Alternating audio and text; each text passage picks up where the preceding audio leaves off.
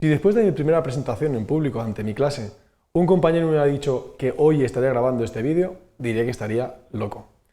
Si me pongo a pensar en ese momento, pues recuerdo la preparación, los nervios del principio, de qué voy a decir, cómo voy a decirlo, mucha práctica durante el fin de semana.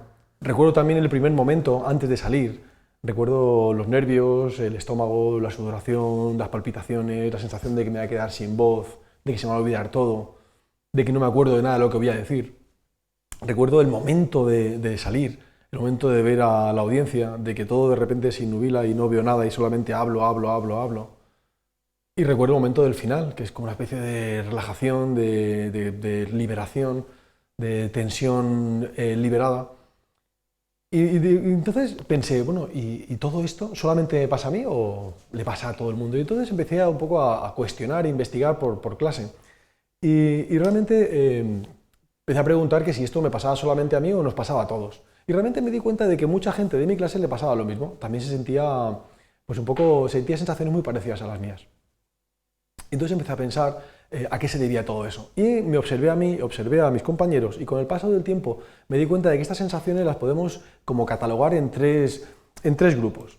La primera sería el síndrome que denominamos el síndrome del llanero solitario. ¿Por qué? Pues porque en el momento en el que salimos ante un público, en el momento en el que salimos a hablar ante la audiencia, ya somos distintos. Cuando estamos en una conversación entre amigos, pues yo hablo, tú hablas, el otro habla, si yo me quedo en blanco, pues a lo mejor habla otro. Pero en el momento en el que salimos al estrado somos el foco, somos el llanero solitario que va con su caballo avanzando. Y este síndrome del llanero solitario se complementa perfectamente con el siguiente, que es el síndrome de la desorientación. Y es que realmente una conversación, si yo estoy hablando con alguien, pues puedo ver por sus gestos, puedo ver por sus comentarios, si mi mensaje está llegando, si está claro o no está claro, si tengo que reforzar algún punto. Pero cuando estoy hablando ante un público, ¿qué sucede? Pues que realmente no tengo ni idea de lo que está pasando. Y entonces me encuentro un poco perdido, como ahora ante el vídeo, es decir, no sé si es interesante o no, si tengo que reforzar un punto, si lo anterior ha quedado claro o no. Y este síndrome de la desorientación, unido al síndrome del llanero solitario, da lugar a lo que perfectamente podríamos englobar en lo que se denomina el síndrome del vaso. ¿Y qué es el síndrome del vaso? Pues muy sencillo. Si yo estoy en la llanura, como llanero solitario con mi caballo, en el desierto un poco perdido, y de repente me encuentro con alguien que me coge el móvil y sale a hablar por teléfono, o que de repente hay dos personas que se ponen a interactuar entre ellas, o una sonrisa, o un bostezo, o alguien se pone a chatear, empiezo a pensar que realmente mi presentación no es buena, que no es de impacto, que no está llamando la atención, que no estoy consiguiendo el objetivo. Y entonces, ¿qué sucede? Que empiezo a ver que todo el mundo de la audiencia tiene las mismas sensaciones. Empiezo a una pequeña porción de gente que a lo mejor no está llegando o que no sabemos lo que está pasando, de repente yo lo extrapolo a todo el mundo.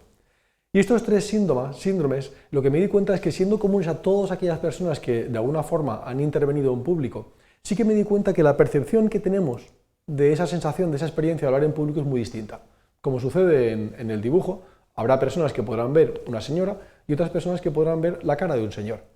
Y lo mismo sucede con las presentaciones. Yo lo que me he encontrado es personas que podemos ver las presentaciones como un reto, como una oportunidad, como algo positivo, y otras personas que lo ven como una amenaza, como algo negativo, como algo que hay que tratar de evitar.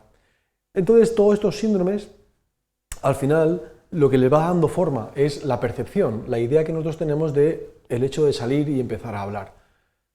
Un acto de salir y empezar a hablar que puede ser ante un público o puede ser en clase cuando tengo que levantar la mano para hacer una pregunta. Y estas percepciones están muy asociadas al concepto de miedo. ¿Y ese miedo de qué se alimenta? Pues se alimenta básicamente de cuatro cosas. Una, la sensación antes de empezar de cuál va a ser mi rendimiento en la exposición. Si va a ser interesante, si voy a hacerlo bien. El segundo lugar sería el miedo a la audiencia, es decir, bueno, ¿y qué pasa con todas esas personas? ¿Cómo yo veo a la audiencia? Si la audiencia la veo como una amenaza, como algo que realmente va a buscar mis fallos, o si los veo como gente interesada que realmente quieren escuchar lo que tengo que decirles. Otro elemento que alimenta esa sensación de miedo puede ser el miedo al ridículo, el miedo a que me tropiece y me caiga, el miedo a que me quede sin palabras, a que tartamudee, a que no me funcione la presentación. Y eso realmente no lo podemos evitar y se puede dar. Aquí el elemento importante es cómo vamos a reaccionar ante esa situación.